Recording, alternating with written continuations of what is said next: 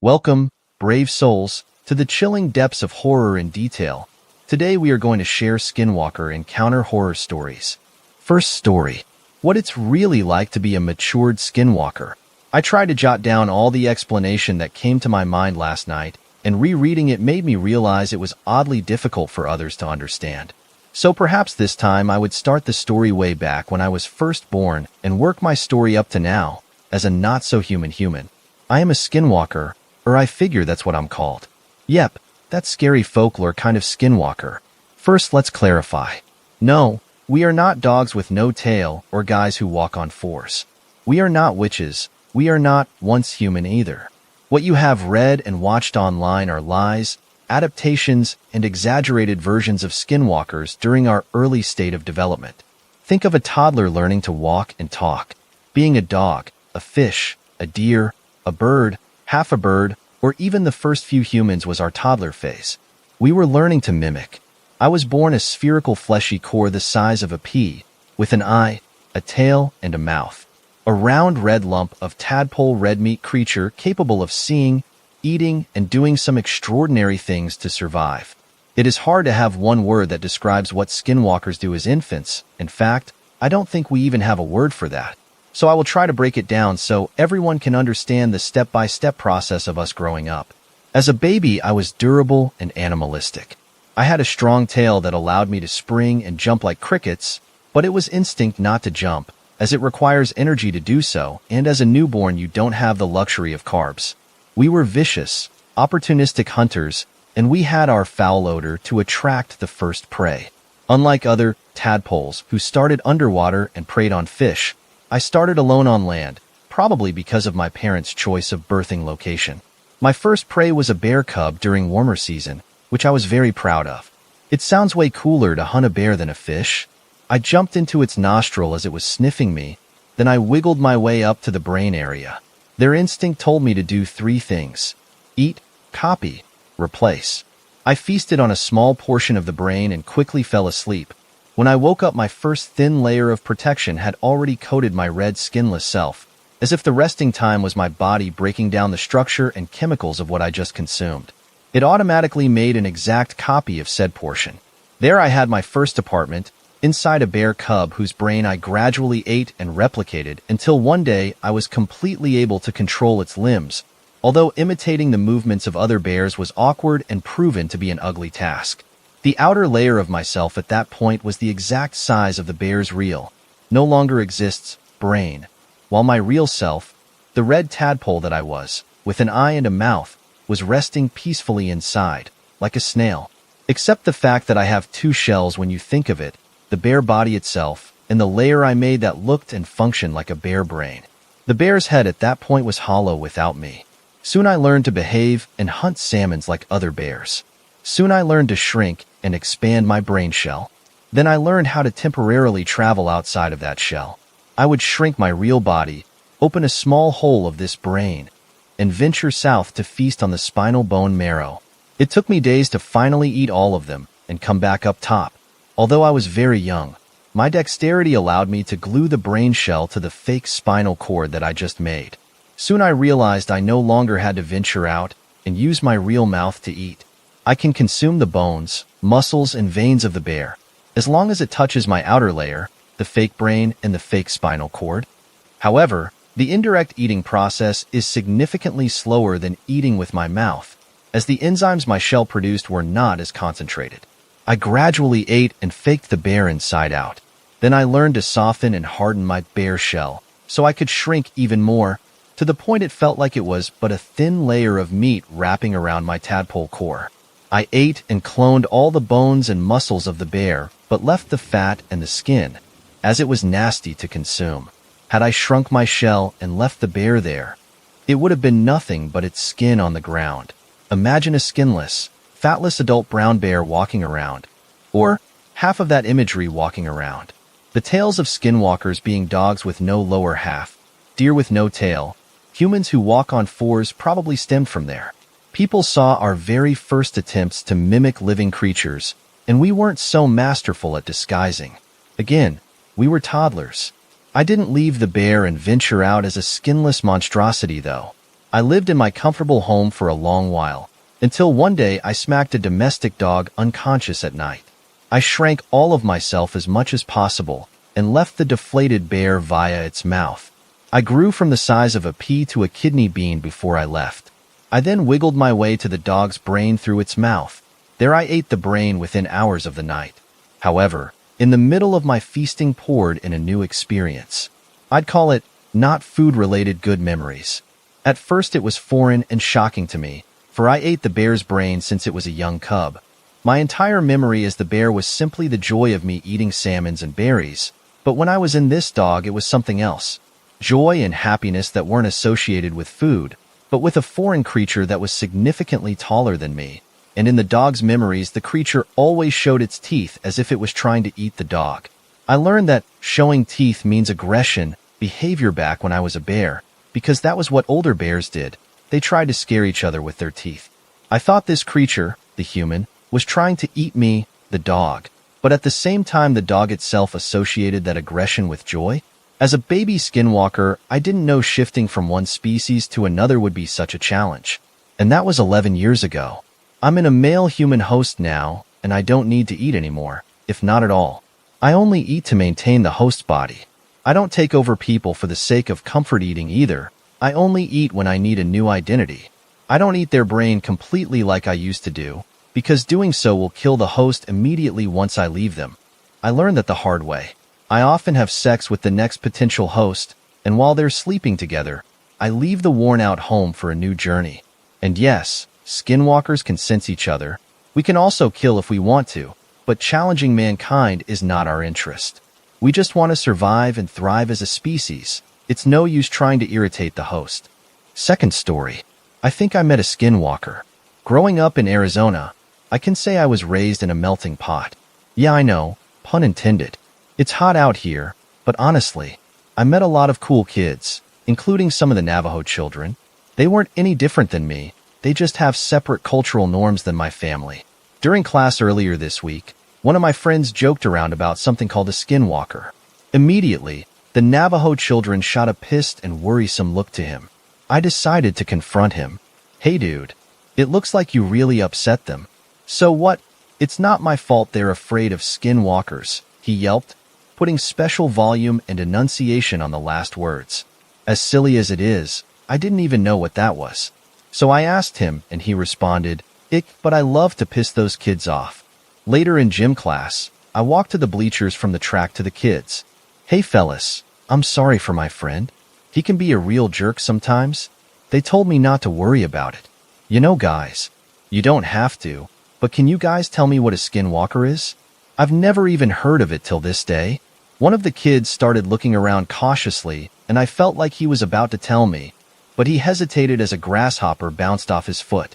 You know, I think you're better off not knowing, and even more better off not saying their name. Feeling defeated, I walked home to my family's ranch.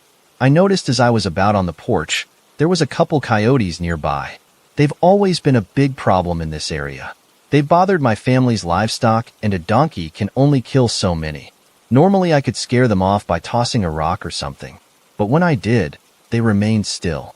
I walked inside and told my dad about the coyotes, and he loaded up his shotgun. Dad wasn't much a hunter, but he had no sympathy for invasive coyotes and rattlesnakes. He kept a single-shot 12-gauge by the door in the event one of the two made their way on the property. Dad walked out and peppered the ground near one. All of them scattered but one. He got into a stare down with my dad and wasn't bucking under the threat of being pumped full of shell. I saw Dad pop in another shell, and he fired again, striking the coyote and laying it down. He hollered at me that he was gonna drag the body off the property and would be back shortly. That evening he came in limping, not like in a pain limp, but in an awkward one that seemed unlike anything I'd seen before. "Dad, what happened? Did you twist an ankle?" "No, son. Fell carrying carcass." "Be okay." "Great. He had been drinking again. I bet that's took him so long. Probably hit the bottle in the barn once he hauled the coyote away. Lord knows this wasn't the first time that's happened." I figured while he was drunk, I could ask him about skinwalkers. Dad was pretty superstitious, which makes sense why he wouldn't try to scare me with ghost stories. "Dad, Someone at school said something about skinwalkers and I've never heard of such a thing. Do you know anything about that? He instantly sobered up. Well, listen here, boy. Skinwalkers are magnificent witches who can transform themselves into animals. Most of the kids at your school wouldn't dare speak of them because they fear them. But that's all fake, right? Dad chuckled. No. You never know when one is near. Could be any animal. Some of the ones can be insects, people. They are masters of disguise. He stood up and hobbled out the door. Don't stick your nose where it doesn't belong and mind who your company is. He then walked back out the barn. Later that night he walked in and took his boots off. Hey Dad, I'm sorry for bringing up skinwalkers. I know you've worked hard all day and don't have time to answer questions. Son, what are you talking about? Did you fall asleep? I hauled the coyote off and loaded it on the trailer to take for a proper burial. I just pulled in. Third story. Skinwalker took my cousin. When something like this happens, it happens out of absolutely nowhere with no warning. It's not some horror movie or story where you know something is about to happen. I'm going to describe what I felt and what I saw. I've been looking for somewhere to share this and hopefully someone can tell me what happened. I had never heard of Reddit or skinwalkers or anything before this happened. I wish I could say something cliche like I was on Skinwalker Ranch or my grandma is a Navajo or some shit like that, but I can't. I had never heard of the Navajo Indians or skinwalkers or anything, and I sure as hell didn't believe anything like that existed or even gave about it. I am 16 years old and this happened this summer, June 9th, 2018. I grew up in the suburbs near Atlanta, so I had a completely normal life until this happened. I was off of school, so me and my dad went up to Denver to visit my uncle and aunt and my cousin. I have no other cousins my age except for this one, so we were pretty close and kept in touch often. His name is Charlie, but we share the same last name cause his dad is my dad's brother, so I won't use our last name. Charlie was pretty big on mountain biking, so he wanted to take me to some mountain biking trails in Apex Park. The trails are not far away from civilization at all, and we weren't even going to spend the night there. We went down a few trails, everything was fine, and we passed some people, so we weren't alone. Absolutely nothing sketchy went down. It was hard to keep up with him, but he slowed down for me, and we had fun. It was around 6 p.m., and we were heading back to where we parked. Charlie was 18, so we drove ourselves. This is the part where everything goes to hell. We are riding back. Charlie is maybe 20 feet ahead of me. Then the smell hit me. God, the smell. It was disgusting. At first, I thought maybe we passed a dead animal or something. It was more metallic, though, and it was very heavy in the air. Charlie stops but doesn't get off his bike. I slow down and stop next to him. He looks at me with a disgusted face. Do you smell that? What the? The smell started to get stronger. It was so strong that I felt like gagging. Looking back, I wish that I had felt something watching us, or at least any indication that something was not right so that we could have left or found somebody. I guess Charlie had heard stories about these things because I saw his face change from disgust to absolute terror as the realization hit him. Oh. In less than 1 second from him saying that, something went by so fast and tore him off that bike. I did not see it because I could barely process what the absolute was going on. I was still on my bike staring at the place he just was. Chills flooded my body so fast that my vision went black even though my eyes were open. Then the adrenaline hit me. My brain pounding, but I had no thoughts. I didn't scream. Then looked up. It was right there. So close to me. It looked down at me because it was huge, maybe a couple feet taller than me. I wish I could tell you I didn't get a good look, but it's always crystal clear in my memory. It was like a wolf, but standing upright like a person. Its fur was matted and greasy and disgusting. But that wasn't what I was looking at. It had Charlie's face, smiling at me. The closest thing I can describe my reaction to is when the people in Bird Box see the monsters. God, I am crying writing this right now. The smile was pure evil but indescribable. Its mouth was way too big, and it was literally smiling from ear to ear. Then the eyes. Oh God, the eyes. They were pure black, but not glossy. Like the black that absorbs 99% of light. At first, I couldn't even tell if he had eyes, but they were blacker than empty, if that makes sense. It is very hard to describe this. It wasn't breathing, just standing absolutely still. I could feel the strength radiating off of it. Like a power not of this earth. There was no sign of Charlie anywhere. No screaming. Nothing. I knew I was next. I knew 100% I was going to die. My eyes flooded, but it wasn't like I was crying. The pure fear and chills just made my tear ducts run. Suddenly it dashed away so quick I felt and heard the air rush around me. I felt someone grab my shoulder. "Kid, are you okay?" It was a fit guy in his mid-40s and his wife. I hadn't even heard them approach. Keep in mind that from Charlie saying, "Do you smell that?" to this guy grabbing me on the shoulder was about a 10-second span. All the things I just described were the emotions that were flooding me in that time, not actual thoughts. Then it hit me. I couldn't speak. I was gasping for air, my head pounding, vision blurry. "Are you okay, kid?" I just cried, and I was trembling so hard the guy thought I was having a seizure. I don't remember leaving the trail. I just remember getting to the exit, then getting to the hospital. Charlie is gone. After that, he went missing, but I know he is dead. They only found his bike completely destroyed. They sent a search party after him. No one believed me. They think he just got lost and or attacked by an animal. I went home. I have diagnosed PTSD now and nightmares almost every night. My life has been completely destroyed by this, and I know nothing will ever be the same. I couldn't leave my house for a long time. The days after that I spent researching what that thing was, and the closest thing I guess would be a skinwalker. It's nice to know I'm not the only one, and people on this site can actually believe each other. Everyone thinks I am crazy.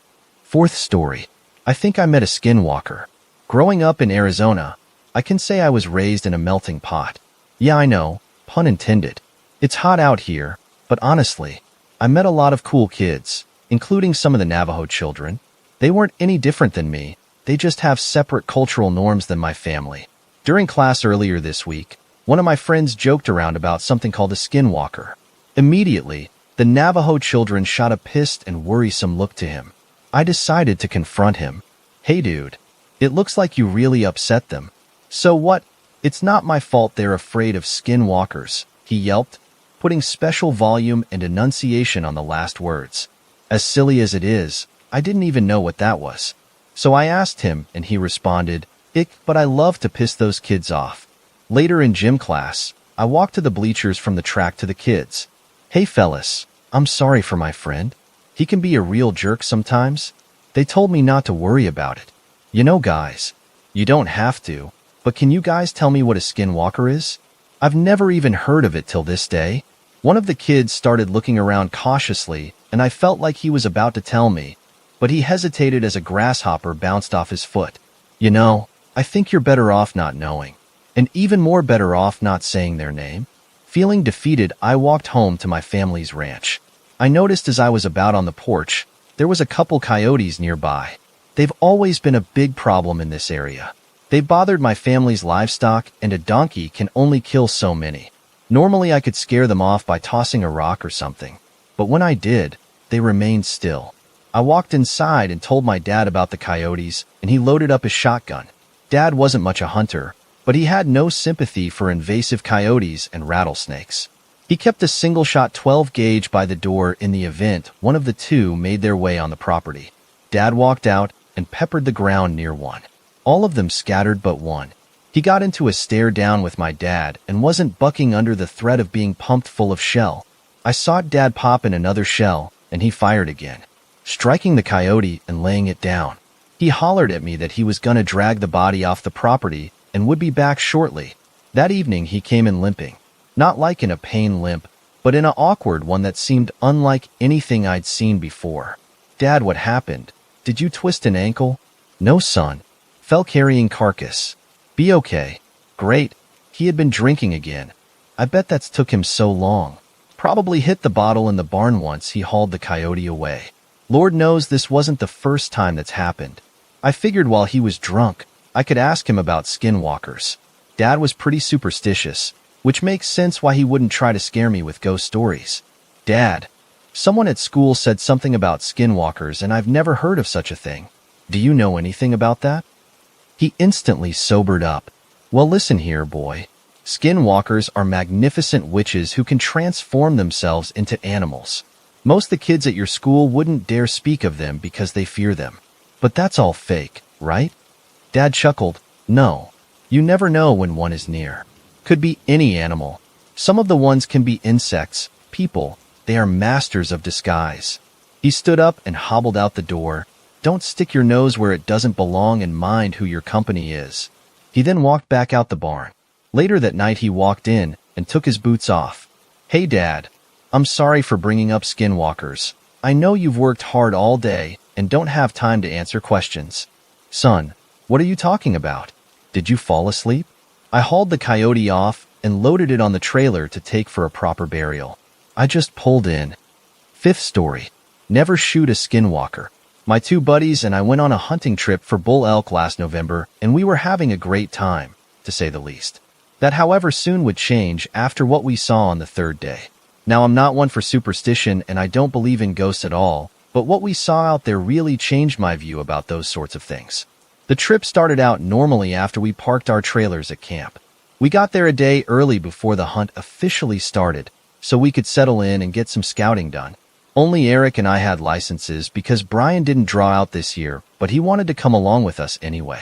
Brian also brought along his German Shepherd named Lucy, which stayed back at camp with a leash that was connected to a metal spike. The spike was so deep in the ground that I wondered if we would be able to get it out. I asked Brian, and he just told me that his dog was so strong that it had to be that deep. I enjoyed playing with Lucy. She was always excited to see me, and would greet me by jumping up on two legs and trying to lick my face. Eric, however, was not amused by her and would constantly yell at her to leave him alone. Anyway, the first 2 days we saw so many cow elk in valleys and on sides of the mountains that I thought for sure we would see some bulls out there, but there were none among them. It wasn't until the third day of the hunt that we saw a bull elk, but it was too far away to take a shot at.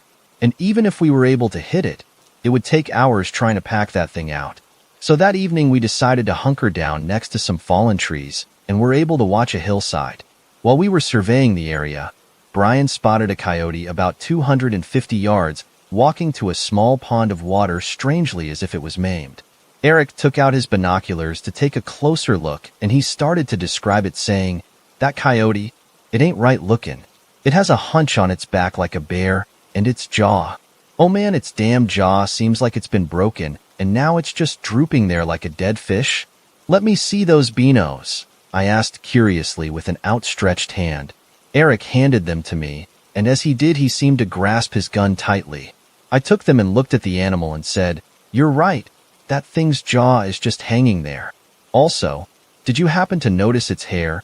It's so long and unevenly dispersed."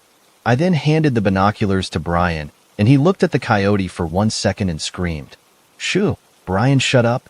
We're hunting." Eric whispered harshly. "What did you see?" I asked as I looked at his shocked facial expression. Brian looked at his feet as he muttered, I saw my dog Lucy, but it wasn't her.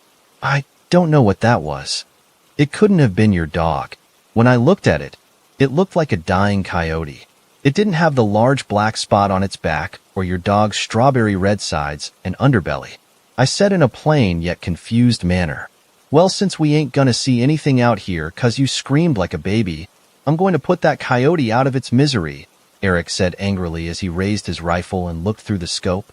A large shot followed, and we saw the animal drop down soon after. It was a clean kill, and Eric was curious about seeing what was wrong with the animal up close, so he started getting ready to hike out. As he got his stuff together, he said, "You probably just didn't get a good look at it, Brian. Your dog is fine." Brian stood up, and as he brushed the dirt off but he replied, "I swear I saw my dog, but an evil, demented version of it with human eyes. But you guys are probably right. There's no way she could have had the strength to yank out the metal stake holding her back at camp. Well, let's go find out the truth about this animal," I said somewhat excitedly as I started walking toward the dead animal. It took us about half an hour to hike over to it, and we lost sight of the animal's corpse as we had to pass through some trees. Once we finally got to the spot where the animal had dropped, there was no corpse, just a puddle of blood.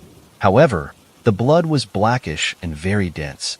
Eric observed the scene and started to scratch his head as he said, "I could have sworn I shot that thing straight through its heart. There's no way it could have just gotten back up and walked off." I had an eerie feeling about the whole situation, and Brian was still afraid that it might have been his dog that got shot. Eric, however, noticed a trail of blood leading into a dark tree line. Without asking, he started to follow it, and he loaded his gun. As he did, me and Brian were both freaked out and just watched Eric as he went into the forest. He soon went out of sight, and Brian and I could not leave him here, so we waited. I passed the time by taking a skinny stick and poking at the puddle of blood. It smelled terrible, and the aroma hit me pretty hard. So much so that my stomach convulsed and I threw up. "You okay?" Brian asked as he put his hand on my back. Before I could answer, there was a loud shot that echoed through the trees, and we both looked at the direction it came from. "Must have found the animal," I said as I spit into the grass. As soon as I said this, we could now see Eric, but he was full on sprinting. "Run!" he screamed as he ran at us. I noticed that he must have dropped his gun because he wasn't carrying it. I was about to ask him what happened, but Brian grabbed my arm and yanked me towards where we had parked the truck. Without hesitation, I ran. We soon made it back to the truck, and my shoulder hurt from the rubbing of the gun strap. I looked back at Eric, who slowed down for nothing. I soon looked behind him and saw nothing chasing us. So I opened the truck and got in without worry. Eric then climbed in and told me to hit the gas and go.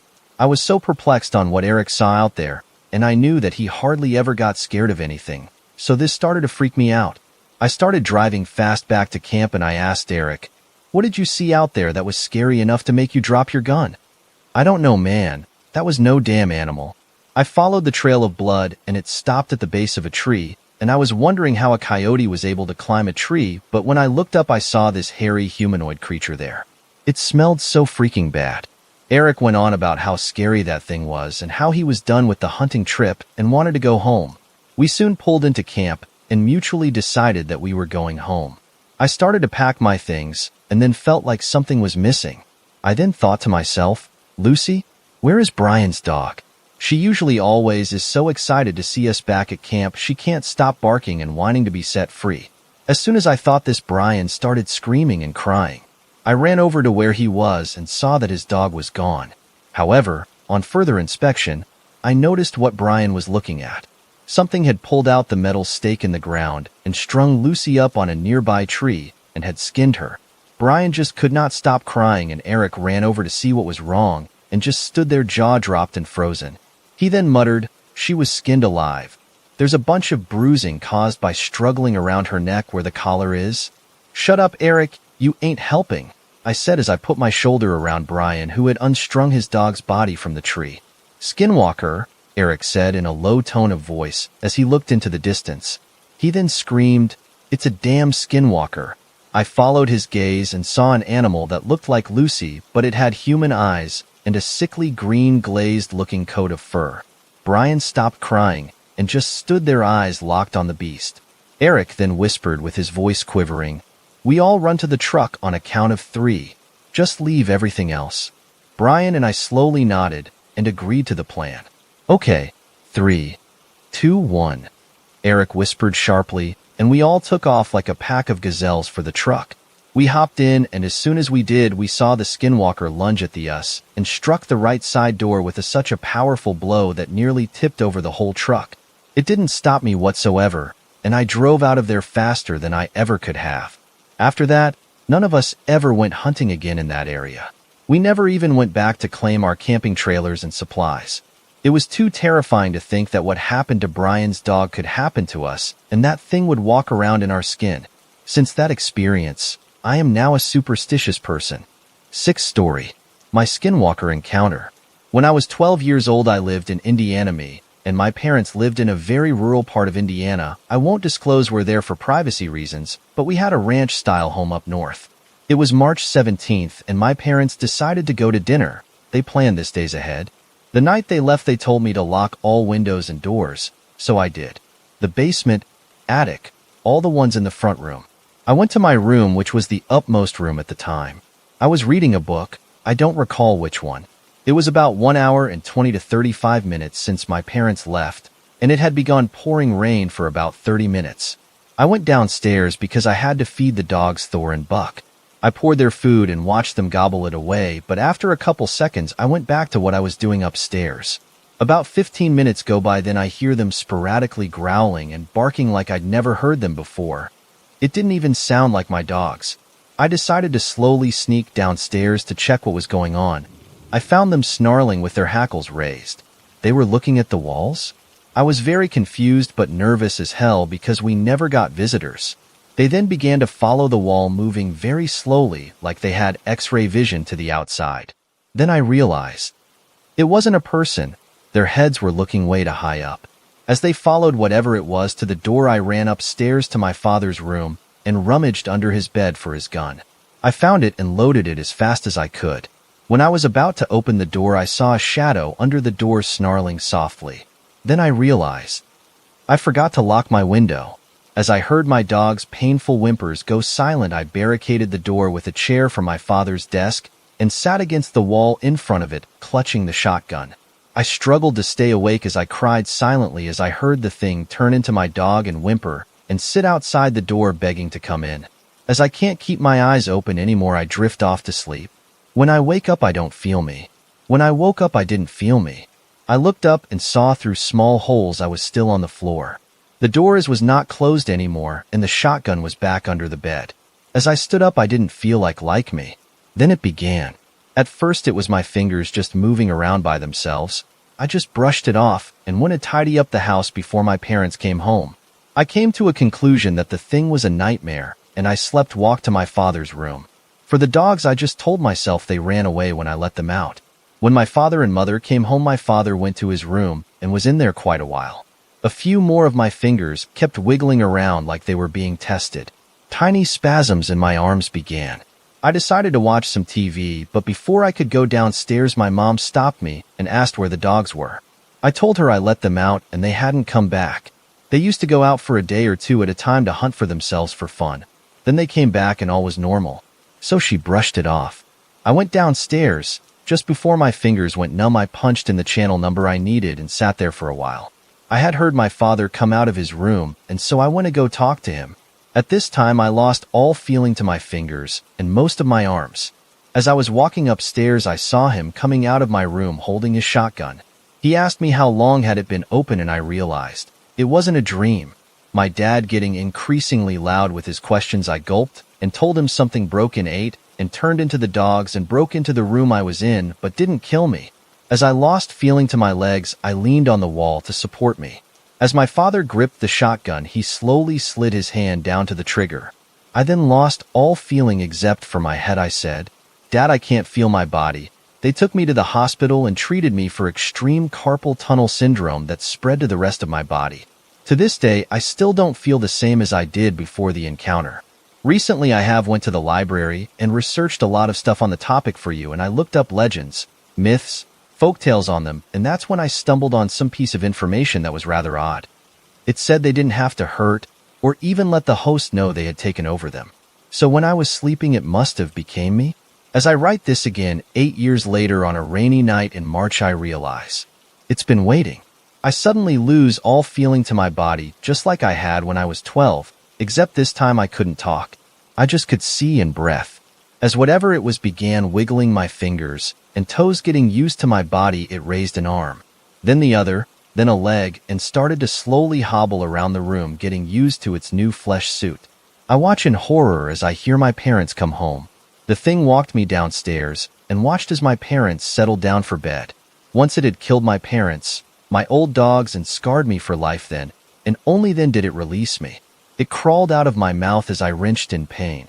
I still had no feeling in my body, so I collapsed on the floor once it had left, leaving me facing it as it scampered like a bullet into the nearby forest. 7th story. Skinwalker birthday surprise. I live on a reservation. I'm almost 19 now. I was 17 at the time, and it's always been a standing rule that we can't leave our house after sunset. There's always been bad things happening. People going missing, animals going missing, animals showing up, and mutilated animals. Weird stuff. I was allowed to have a few friends over for my birthday party. I was really excited because this land is beautiful and I always like to show it off. 3 of my friends made it up here, 2 boys and a girl. I'll just refer to them as boy 1, etc. We went for a long walk up the mountain a little ways from the residential because the view up there is amazing, and even though it was getting on dusk, I figured we'd be fine. There's 4 of us all in a group together, and we've got hiking sticks with the spears at the end, and it's only a 20-minute walk there and back. Boy 1 saw the end of a goat, but it was missing a tail, and it looked injured. We tried to get closer to see if it was all right, because all the goats around these parts are owned, but as we got closer, it made a really loud low bleat and ran over the ridge. Boy 1 and I ran off the track after it and looked over the ridge. It disappeared. We stopped so we could hear which direction it was running to, but there was no noise at all. I thought it was a bit weird, and the sun was disappearing faster than I thought, so we started to head back. My friends would always laugh at the rules my family has about going outside at night, but they were about to find out why we have that rule, and I was about to get a fresh reminder. Boy 1 was leading us with his phone light. It wasn't that dark that we couldn't see in front of us, but the trail has drops and rocks, and because of the bushes to the sides of us, it made it really hard to see our feet. There was this giggle in front of us. We stopped, because it was really close. It sounded like a turkey gobble, which is uncommon in my area. It happened a few more times after that. The sound gave me goosebumps because it didn't sound right at all. The next thing we saw still plays with my head. Going from left to right across the path was this thing. My heart jumped into my throat. It looked like a large coyote, but its limbs were mutilated like it was crossed between a human with sharp long claws. Its face looked distorted and human, but it was animalistic at the same time, and it had really long teeth. The scariest part is the way it moved. It was rocking back and forth on all fours like a praying mantis. It'd just take a step and rock backwards and forwards, and then lurch another step forward. Its head was bowed down in between its shoulders. None of us moved for what seemed like a couple of minutes, just watching it jolt itself across the path.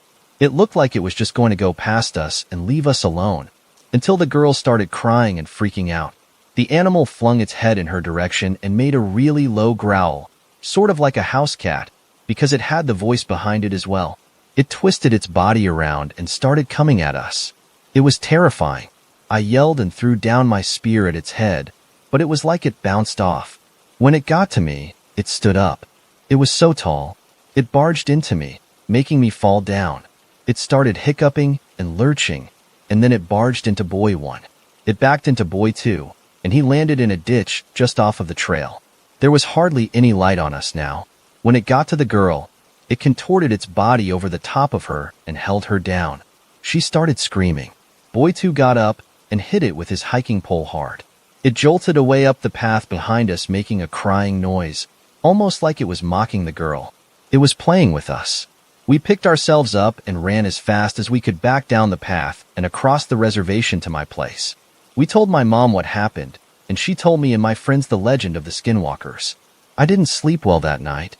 I kept waking up to a crying sound outside that would stop just as my ears adjusted to being awake. I don't want to look outside my curtains. I never want to see its face again. The girl said when it was on her, it was hissing in her ear, and it was whispering things to her that she didn't understand. I still get nightmares. 8th story. Don't visit the Appalachians. I don't like to use the term skinwalker to describe the hellspawn that wander the Appalachian Mountains. I say this because the only people that believe in skinwalkers are the ones who have actually seen them. I sure as hell didn't believe in any such thing until about 2 weeks ago. The Appalachian Mountains had always been a place that I wanted to visit. The pictures on Google were enough for me. The place is beautiful. I had heard a few stories about skinwalkers roaming around the mountains during the night, which just made it all the more interesting. So, I saved up some money, rented a cabin, and flew out here to experience the mountain lifestyle for a couple of weeks. The first few days were completely normal. I had gotten settled in and felt completely fine. Hiking some surrounding trails is all that I can recall for the first 3 or 4 days. It was on that 5th day that everything began going to shit. The cabin that I had rented had 2 big floodlights facing the backyard. Every night a coyote would walk past my cabin, causing the lights to turn on. I thought nothing of it. It was honestly kinda cute. On the 5th night of my stay, I was sitting in the living room watching some satellite TV. In the corner of my eye, I saw the floodlights flick on. I jumped up to go see my new coyote friend through the window. Let's just say that whatever caused my floodlights to turn on that night was not a coyote. Its body looked completely normal except for the legs. The legs were extremely long and skinny, probably 3 times longer than any normal coyote. The thing just stared at me. My fight or flight didn't kick in. All I could do was stare back into its empty eyes. This creature then let out the loudest, most blood-curdling scream I've ever heard, then got even closer to the window. I turned around to grab my phone so I could call the police. As I was walking to the couch, the floodlights turned off. The soft glow of the old TV screen was the only thing lighting the living room. I grabbed my phone and sprinted upstairs to my room. My first instinct was to hide in the closet, so I did just that. The closet doors had little slits in them, so I could kind of see what was going on outside. I picked up my phone and tried to call the police. There was one slight problem, though. My phone was dead. It was around this point that I heard knocking coming from my front door. The knocking continued for what felt like an hour. I literally had no idea what to do, so I just sat there, hoping that it would stop. It eventually did stop, but shortly after, I heard the door open. No kicking the door in or anything. It just opened. I started to cry. I could hear faint footsteps getting louder and faster as it went up the stairs. It eventually got to my room, where I thought I was dead for sure. I could hear it opening drawers and messing with my bedsheets. I peered through one of the slits in the door, but I couldn't really see anything. That was until the creature put its disgusting, rotting face right up against the door. It was breathing so loudly that it was hurting my ears. I pushed myself back into a corner and used one of my jackets to cover me. It was my last option. I don't know how long I sat there, but it felt like an eternity. I eventually peeked out from behind my jacket to see some light coming through the doors. I stood up and looked out. It was daytime. I couldn't hear the creature anymore. I assumed that it got spooked by the sunlight and left. I slowly opened my closet door. It was finally safe.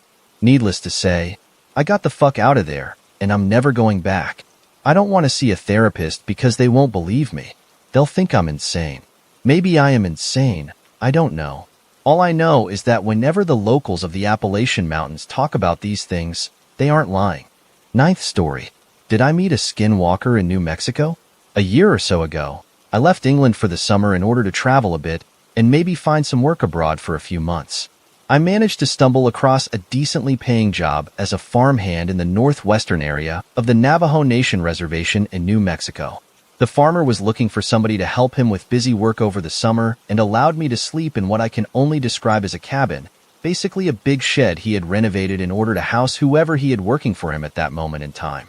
It was a large farmland, and the shed was situated pretty much parallel to the house across the largest field of crops. Living in this shed with me was a half-Native American boy who was about the same age as me. Name's Ahiga. Apologies if I misspell, it's been a while since I've wrote or spoke his name. Anyway, I arrived at the cabin after a long and stressful journey by plane, and then pretty much hitchhiking my way across the USA. I met the farmer and the boy, and they both seemed friendly enough. Everything was smooth sailing for around 2 weeks, even with the relentless heat beating down on my pale English skin. Ahiga and I became close as we were around each other 24/7. He would always tell me interesting stories of Navajo legend. He often told me of the Inaldlushi, skinwalkers, in detail, and he seemed very knowledgeable on the subject. He told me how he dreamed of these creatures often. It seemed like he had some kind of morbid obsession with these things. I chalked it all up to horror stories and didn't really put any stock into what he was saying, although it did interest me. I've never been one to believe in or fear the supernatural. One evening after a heavy day of work, I headed back to the cabin to shower and change. I got back to the cabin, showered, got changed and sat down on my bed. There was no sign of Ahiga yet, which was weird because he would usually be back by now. I waved it off and left my cabin to head into the nearest town, if you will, just to explore a bit more of the land I was staying in. I explored for a while and found a nearby bar to drink in, as I hadn't had a single drink since moving here. I left the bar at around 10:30 p.m. and it was pretty much fully dark. I began to walk back to the farm. As I walked back along the windy road, I felt as if I was being watched. I walked on a bit faster and made my way across to the farm. As I walked around the farmer's house, I noticed what looked like someone carrying a bag under their arm, leaving my cabin. Something felt and looked not right about this figure and its movements. I went stealth mode almost instinctively and took the long way around the field, hiding behind the fencing. I managed to get a good angle on the figure. As he stood up, the light shining from with the cabin illuminated, and I saw that it was Ahiga. At first I was relieved, but then I saw how erratically he was moving, almost with no rhythm at all. Under his arm he clutched a dog's severed head. I felt sick to my stomach and ducked down but managed to compose myself.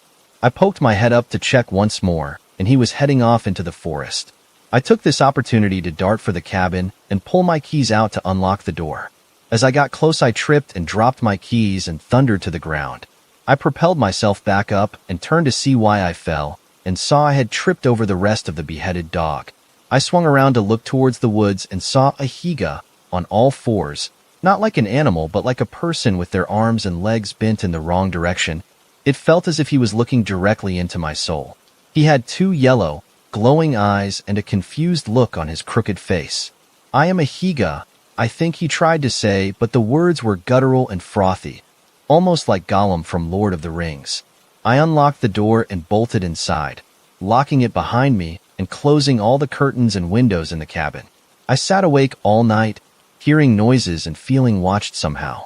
I'd hear whatever it was at the door now and again, pretending to be a higa. It would repeat parts of the stories a higa he'd been telling me whenever we relaxed in the cabin together on previous nights, and every time it showed up a horrific smell filled the cabin and made me vomit a few times. In the end, the harassment stopped and daylight began to shine through the curtains. I checked out the window and saw nothing outside. I quickly gathered all my possessions and got out of there.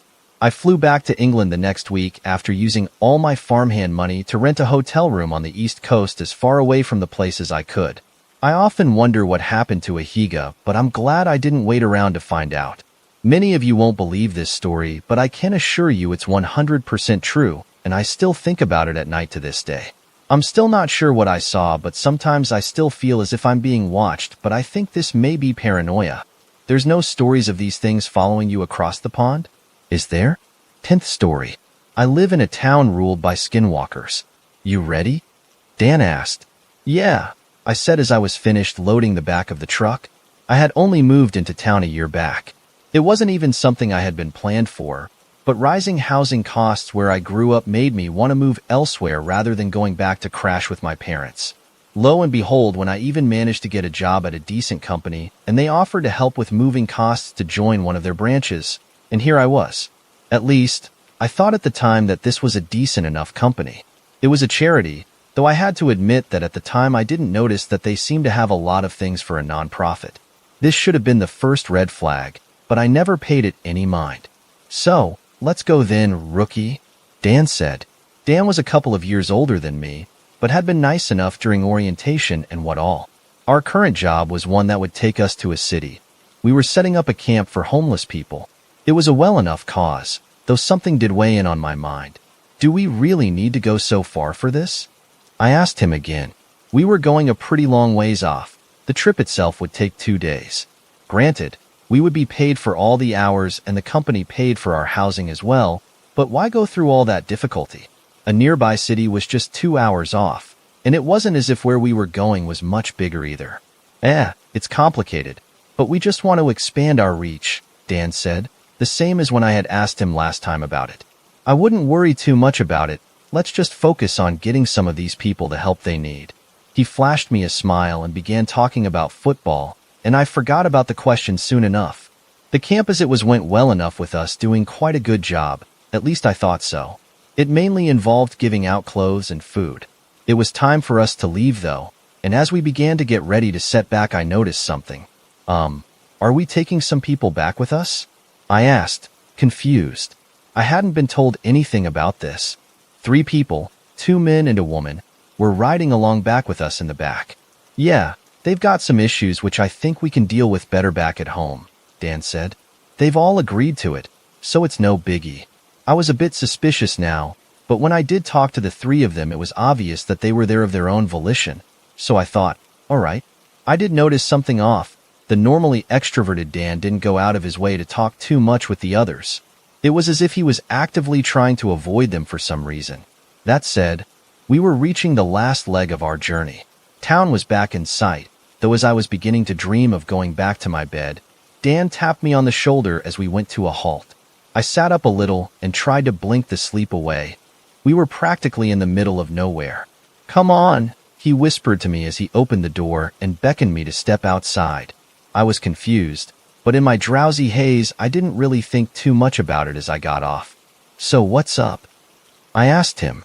He put a finger to his lips and beckoned me to follow him. Once we were 10 minutes away from the truck, he told me to crouch down. What's going on? I asked again. It looked like we were still 2 hours away from the town's border. He put a finger to his lips. Just stay quiet for now, will you? It was then that his head twitched as if he had suddenly seen something. I looked in that direction but spotted nothing, until a minute later when I saw the silhouette of what looked like a dog, or far more likely a wolf. I realized. What's up with this? I asked. He put a finger to his lips again and hissed at me. Don't you know when to keep quiet? Tell me what's going on, I said. He glared at me but seemed to realize I was only going to make a ruckus if he didn't say something. Know what a skinwalker is? He asked. I scratched my head. No. An urban legend, that's what, Dan said. At least I thought so too. They're kind of like vampires, I guess. They're supposed to be people who betrayed their families for immortality and walk around wearing the skins of their victims, usually animals. You'll find all sorts of stories about them if you go on the internet. They have other powers too, mimicking voices of their victims, which is especially creepy. He shuddered a bit.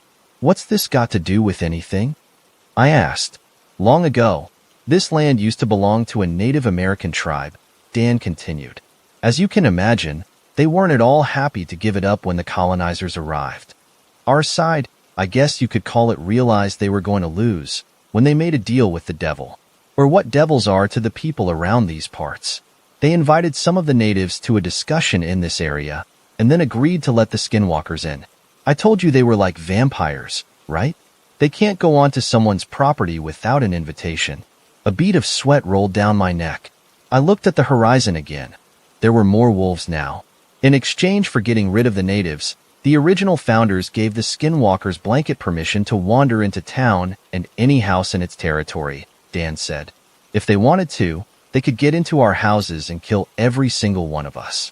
They won't though, so long as they're fed enough. I then realized why he had brought those people along with him, and why we had gone so far and picked up homeless people, so that little attention would be paid if they were to disappear suddenly one day. Before he could stop me, I was spiriting back towards the truck. What are you doing? Do you want to get yourself killed? He screamed behind me. I ignored him and got into the driver's seat, turned the key, thank goodness he had left it in the ignition, and began to move the truck to get out of the area as soon as possible. The skinwalkers were closing in on me though. They no longer looked like animals now, but the misshapen creatures they really were. I could tell given the odd way they moved. As I slammed the accelerator, I heard a loud thump on the roof of the truck and then a loud crash to the side of me. One of them had gotten onto the roof and fallen off. I turned my head for a brief second outside the window, and then I saw it. There was a monster, running on all fours, somehow keeping up with me even though I must have been going at 60 an hour. It looked like a skeletonized human, kind of like those pictures of people who have nearly been starved to death turned up to 11, wearing the fur of a wolf on its back. In the rearview mirror, I could see two more of them trailing right behind me. I gulped and slammed the accelerator even harder, praying that I would survive this. Eventually, it looked like they had either had enough of chasing me with no result, or I had reached the boundary of whatever limit they could cross. However, it wasn't until the sun came up that I would finally breathe a sigh of relief. I didn't even stop near the closest rest stop, worried that it also fell into the jurisdiction of the skinwalkers. It was only when it was close to midday, and I was nearly falling asleep at the wheel that I stopped, told the others, who were quite confused, to get off. I think I slept for a whole day after that, and I just told the others that it had all been canceled and they had to go back. I tried forgetting about the place as much as I could, and for a while, it seemed to have worked. I got a new job. Pay wasn't as good as the earlier one, but had no deals with supernatural creatures either. I even began saving up for a down payment for a house. One day, though, curiosity got the better of me and I asked around about the town. To my surprise, no one seemed to have heard anything about it or heard from anyone living in it ever since, well, the incident. Anyone who had gone to investigate never returned. It's given me a horrible feeling. Did I end up costing the lives of everyone in that town? Or is it that the skinwalkers didn't kill everyone there, but simply guard it so that no one can go out or in? I don't know which is worse, but I have no desire to find out. I can't even name the town. I don't want someone out there coming to hunt me in retribution if they have ties to the place. Let me give you a warning, though. I think if you drive close to where I'm talking about, you'll realize what the town's name is. All I can say is, for your own safety, please stay as far away as possible from it.